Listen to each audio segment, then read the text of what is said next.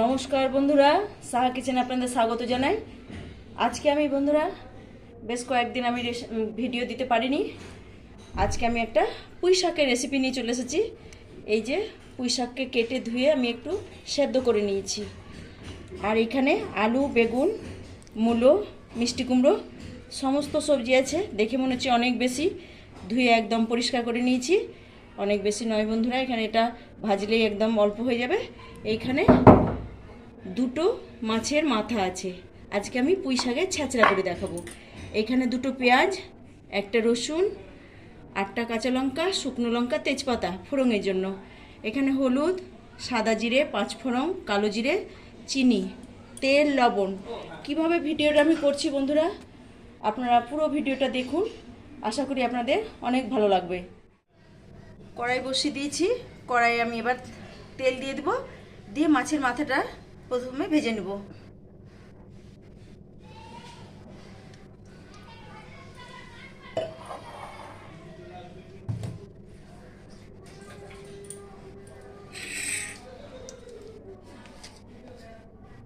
মাছের মাথা এবার পরিমাণ মতো লবণ,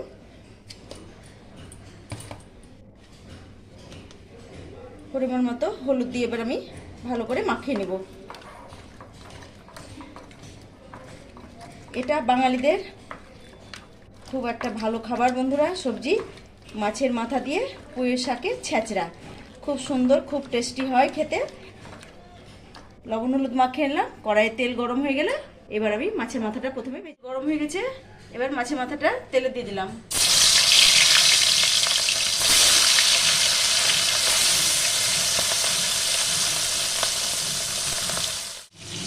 দেখুন বন্ধুরা, মাছের মাথাটা বেশ ভালো করে লাল করে ভাজা হয়ে গেছে।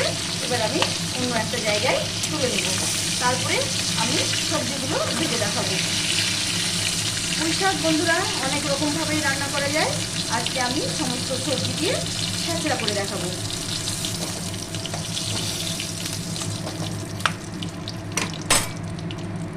এবার আমি সবজিগুলো একসাথে ভেজে নেব, কোনো ফোড়ন ছাড়াই আগে আমি সবজিগুলো ভেজে নিচ্ছি। সবজি দেখে মনে হচ্ছে অনেকগুলো, কিন্তু রান্না করে একদম অল্প হয়ে যাবে।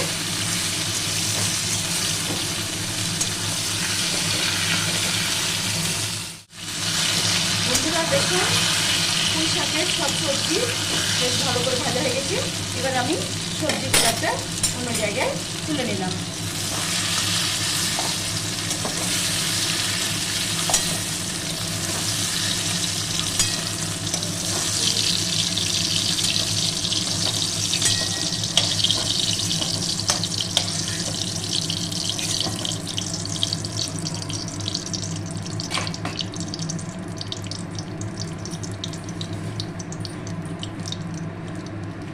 কড়াইয়ে আবারও একটু আমি তেল দিয়ে দিলাম। এই পুঁই শাকের ছ্যাঁচড়া বন্ধুরা একটু রিচ করে না করলে খেতে টেস্ট হবে না, ভালো লাগবে না খেতে। যেখানে দুটো তেজপাতা দিয়ে দিলাম ফোড়নে, 3টে শুকনো লঙ্কা, অল্প একটু 5 ফোড়ন, একটু কালো জিরে। তারপরে এবার থেতো করে রেখেছি এই যে রসুনটা দিয়ে দিলাম। এবার একটু আমি ফোড়নটা ভালো করে নাড়াচাড়া করে নেব। ফোড়নে শুকনো লঙ্কার গন্ধটা না বেরোলে বন্ধুরা ফোড়নের সবজির টেস্টটা ভালো হয় না। লঙ্কা সব ফোড়ন ভালো করে ভাজা হয়ে গেছে। এবার আমি কুচিয়ে রাখা পেঁয়াজটা লাল করে ভেজে নেব। কাঁচা লঙ্কা, এখানে 8খানা কাঁচা লঙ্কা আছে, কাঁচা লঙ্কাও আমি দিয়ে দিলাম। বন্ধুরা এখানে আমরা একটু ঝালটা বেশি খাই, যে কোনো শাকে একটু ঝাল টাল না হলে ভালো লাগে না। আপনাদের স্বাদ মতো আপনারা ঝাল দেবেন।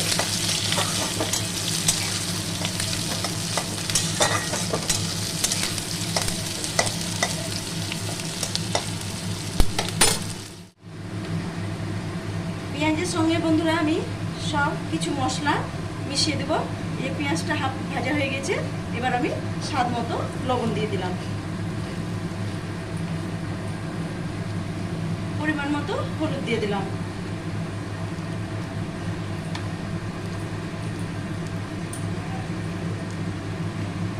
এক চামচা জিরে গুঁড়ো দিয়ে দিলাম। অল্প একটু মিষ্টি দিয়ে দিলাম।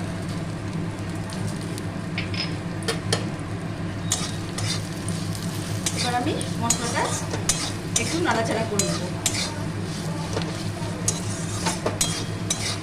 পুঁই শাক বন্ধুরা নিরামিষও খুব ভালো লাগে, নিরামিষও বেশ সুন্দর লাগে খেতে, খুব ভালো সবজি।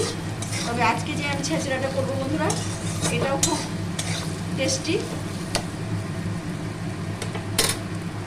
এবার ভেজে রাখা সবজিগুলো দিয়ে দিলাম, তারপর সেদ্ধ করে রাখা পুঁই শাকটাও দিয়ে দিলাম।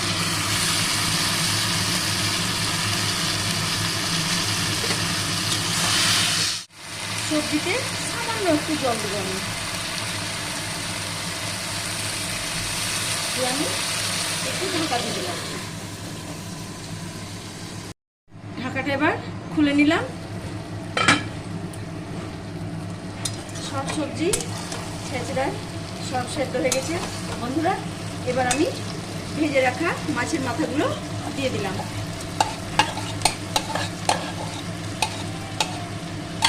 ভালো করে একটু নাড়াচাড়া করে নেব।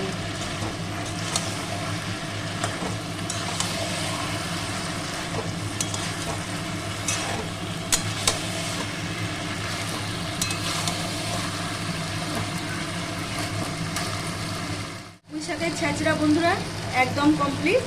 এবার আমি একটু সবজি মশলা দিয়ে দিলাম উপর থেকে।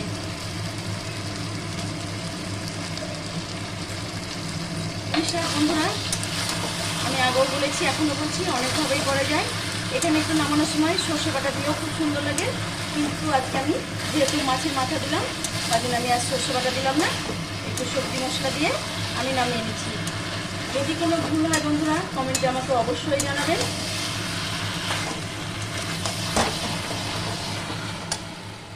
পুঁই শাকের ছেঁচড়া বন্ধুরা একদম কমপ্লিট। এই প্রসেসে একবার বানিয়ে দেখুন, বাঙালির গরম ভাতে খুব একটা সুন্দর সবজি, অবশ্যই ভালো লাগবে।